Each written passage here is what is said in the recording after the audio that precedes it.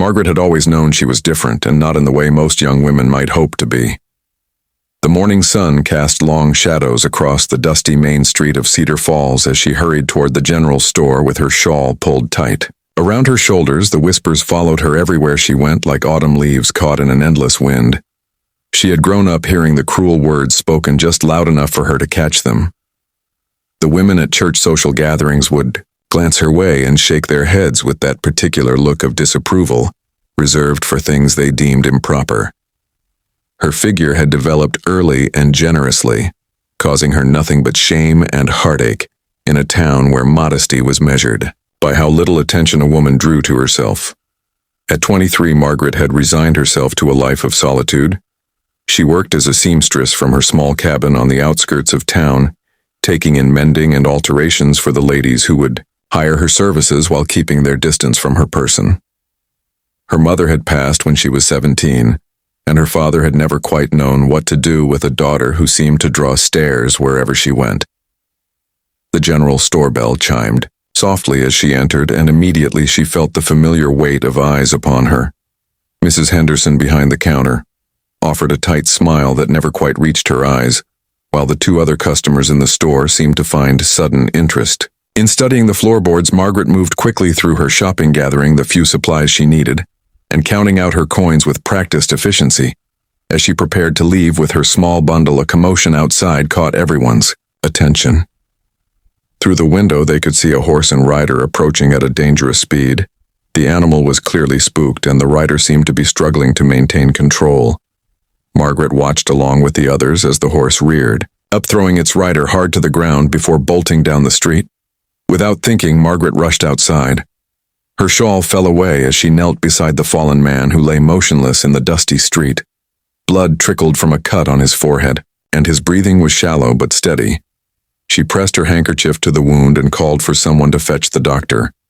The man was a stranger to Cedar Falls, with weathered hands and sun-lined face that spoke of years spent working the land. His clothes were practical but well-made, suggesting he was a man of some means despite his current circumstances.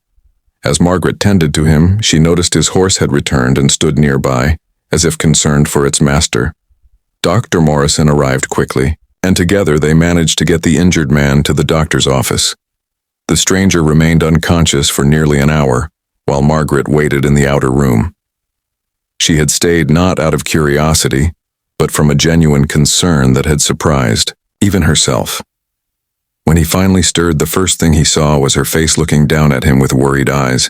His name was Thomas, and he owned a cattle ranch 2 days' ride from Cedar Falls. He had been traveling to conduct business when his horse had been startled by a rattlesnake. When he tried to thank Margaret for her help, she brushed aside his words with the quiet grace of someone unaccustomed to acknowledgement. Dr. Morrison suggested Thomas rest for at least a day before attempting to travel, and Margaret found herself offering to help tend to his needs. Over the next 24 hours, something unexpected began to unfold. Thomas treated Margaret with a courtesy and respect she had never experienced from any man he listened. When she spoke and seemed genuinely interested in her thoughts and opinions, he never once stared at her figure or made her feel like an object of curiosity or judgment. Instead, he saw her as simply Margaret, a kind woman who had helped a stranger in need. When Thomas was well enough to travel, he asked Margaret if she would consider accompanying him back to his ranch. He explained that he needed someone to help manage his household, and that she would have her own quarters and a fair wage. He made the offer with such genuine sincerity that Margaret found herself seriously considering leaving the only home she had ever known. The decision was not an easy one. Cedar Falls had been unkind to her, but it was familiar. Thomas was essentially a stranger offering her a new life based on little more than a day's acquaintance. Yet something in his manner and the kindness in his eyes made her feel that perhaps this was an opportunity she should not dismiss too quickly. She asked for time to consider his proposal, and Thomas agreed to wait 3 days for her answer. During those 3 days, Margaret found herself thinking not just about the practical aspects of his offer, but about the way he had looked at her, as if she were a person worthy of respect and consideration. It was a feeling so foreign to her that she almost didn't trust it. On the morning of the 3rd day, Margaret made her decision. She packed her few belongings into a single trunk and wrote a brief note to Mrs. Henderson, explaining that she would be leaving Cedar Falls. She felt no sadness at departing from a place that had never truly felt like home. Instead, she felt something she had not experienced in years, a sense of anticipation for what lay ahead. The journey to Thomas's ranch took them through some of the most beautiful country Margaret had ever seen. Rolling hills dotted with cattle stretched toward mountains that seemed to touch the sky itself. Thomas proved to be excellent company, sharing stories of his life on the ranch and asking thoughtful questions about her experiences as a seamstress. As Maya's ranch house was larger than she had expected, built of sturdy timber, with a wide porch that offered views of the surrounding valley. Thomas showed her to her quarters in a separate wing of the house, a comfortable suite of rooms with windows that let in the morning light. He explained his daily routines and made it clear that while he hoped she would help with household management, he also wanted her to feel free to pursue her own interests. In the weeks that followed, Margaret discovered a peace she had never known.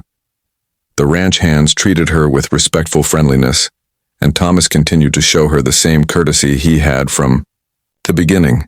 She found herself taking on more responsibilities, not because they were demanded of her, but because she wanted to contribute to the smooth running of the household.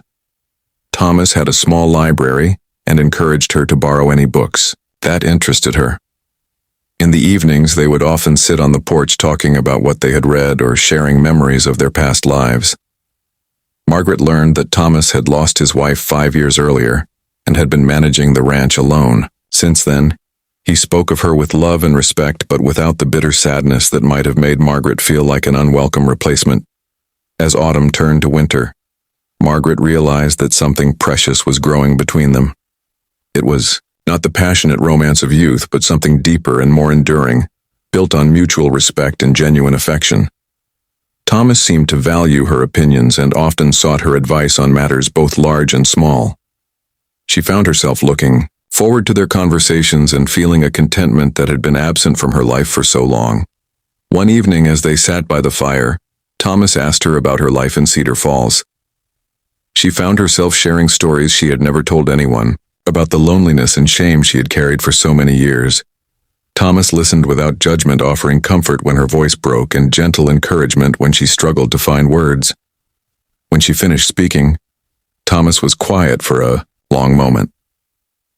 Then he told her something that changed everything.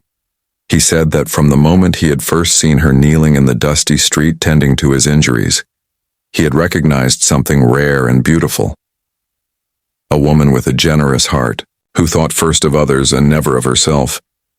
He said that her physical appearance was simply part of who she was, but that what made her truly beautiful was her kindness and strength. Margaret felt tears she had held back for years, finally beginning to flow. Thomas moved to sit beside her and took her hands in his. He told her that if she would have him, he would like to ask her to be his wife. Not out of convenience or loneliness, but because he had come to love her completely for who she truly was. The wedding was a simple ceremony held at the ranch with only the necessary witnesses present. Margaret wore a dress she had made herself in a style that flattered her figure, without apologizing for it. Thomas looked at her as if she were the most beautiful woman he had ever seen, and for the first time in her life, Margaret felt that she truly was. Their marriage proved to be everything Margaret had never dared to hope for.